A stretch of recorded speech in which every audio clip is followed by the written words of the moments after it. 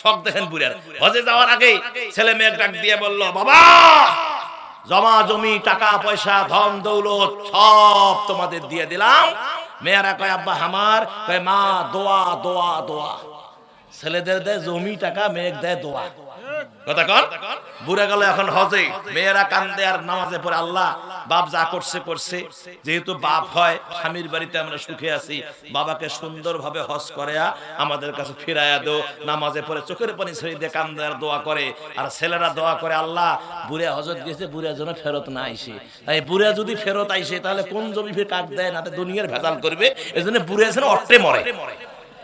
কথা কয় না? হ্যাঁ, এই কথাকে ভুল কইছি। তাহলে তুই বুড়া কোন আক্কেলে যে মেয়েরা তো মঙ্গলের জন্য দোয়া করে তারে কিছু না দিয়ে সব ছেলেদের দিয়ে দিলা? তোমার 100 বার হজ করলে হজ হবে না। আমি লিখে দিচ্ছি 100 বার হজ করলে হজ হবে না। ওই বুড়া ওর নামাজ হবে না, রোজা হবে না, হজ হবে না, যাকাত হবে না। কিয়ামতের ময়দানে এত নামাজ এত হজ থাকার পরেও জাহান্নামে যেতে হবে। কথা কি আমি বানায়া বললাম? এটা স্পষ্ট হাদিসের কথা।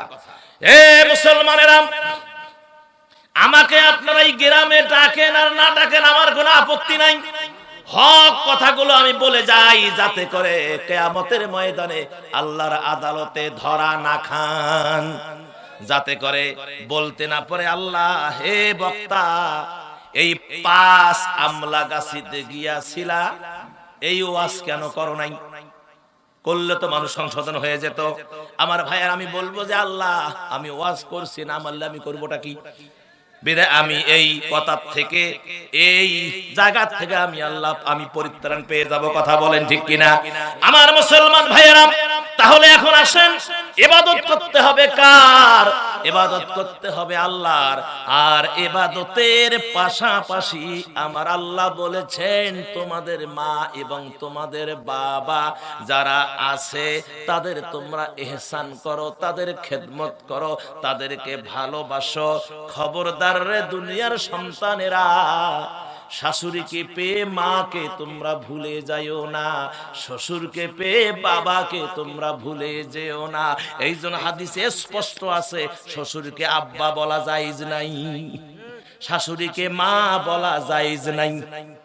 যারা রসগোল্লার মতন আব্বা আব্বা, শ্বশুর দেখে আব্বা কি মনে হয় কি পান খাইতো আব্বা, আর মাকে বলে ব্রিক ব্রিক, শ্বশুরকে আব্বা কি ডাক, আম্মা আব্বা। শয়তান কোথাকার! যে মা তোকে 10 দিন 10 মাস গর্ভে ধারণ করলো, যে মা তোকে এত কষ্ট করলো, জীবন মায়ের যেদিন জন্ম নেস সেদিন তোর মার জীবন চলে যায়। হ্যাঁ, মা কি কষ্টটা করলো জন্মের পরে। মা এই এই এই আপনার 10 বছর, আপনার 7 বছর, এই যে কষ্ট, 16 বছর 18 বছর মতো মা যে কষ্ট করলো।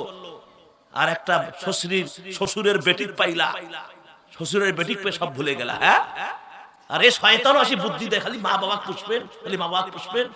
পেটের মধ্যে একটা আটকাইছে, কথা কয় নাকি? হ্যাঁ, পেটত আটকাইছে, ফোন করে কি খালি মা বাবা পুষবেন, মা বাবা ভবিষ্যৎ ভবিষ্যৎ। এলা ছাওয়া বেড়ায়নি, তবে ছাওয়ার বলে ভবিষ্যৎ। কথা কয় নাকি? হ্যাঁ,